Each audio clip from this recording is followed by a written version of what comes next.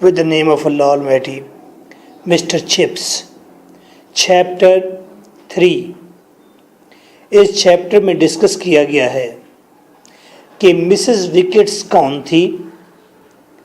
Mrs wickets जो कि Brookfield के अंदर कपड़ों के डिपार्टमेंट की इंचार्ज थी। उसका घर ब्रुकफील्ड के बिल्कुल सामने था। चिप्स वहीं पर रिहायश पजीर था। तो मिसेस विकेट का घर कैसा था? मिसेस विकेट के घर में मिस्टर चिप्स का रूम कैसा था? फिर पूछा गया है कॉलिंग वुड एक कैरेक्टर है नावल में, उसकी डेथ कहाँ पर हुई थी और मिस्टर चिप्स की फिनंशियल पोजीशन कैसी थी और मिस्टर चिप्स का रूम कैसे सजाया गया था। इस तरह की बातें पूछी जाएंगी। For questions, answers, notes, audio lectures, contact 03334655 or you can visit Bhutto Academy, Awan Town, Lahore. Question 1. What was the condition of Mrs. Wicket's house?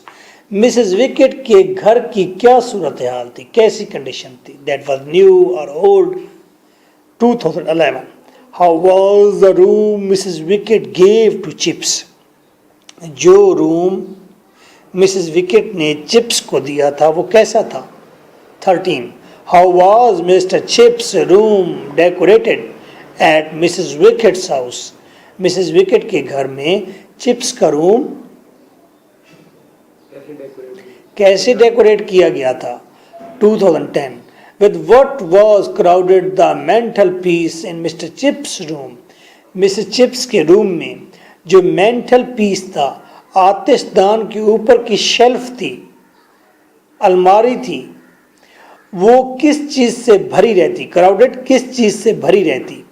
हम तो यहाँ पर ऐसी शेल्फ को पहले बर्तन से भर देते थे, ये ट्रेंड हुआ करता। अब वहाँ पर लोग अपने बच्चों की या अपनी ट्रॉफीज़ रखते हैं, तस्वीरें रखते हैं, कोई शेर, चीता, बिल्ली जो मिट्टी या पत्थर से बनी होती है वो रखते हैं। जो बहुत अमीर होते हैं वो उस जगह पर सोने की प्लेट भी रखते हैं। जो साइंटिस्ट तबीयत के होते हैं या शिकारी तबीयत के होते हैं वो असल परिंदे के अंदर से गोश्त निकाल कर उसको भर कर तो उसको ठहराते हैं। ये जी बाज की असल बाज है जी, मेरे दादा ने पकड़ा था।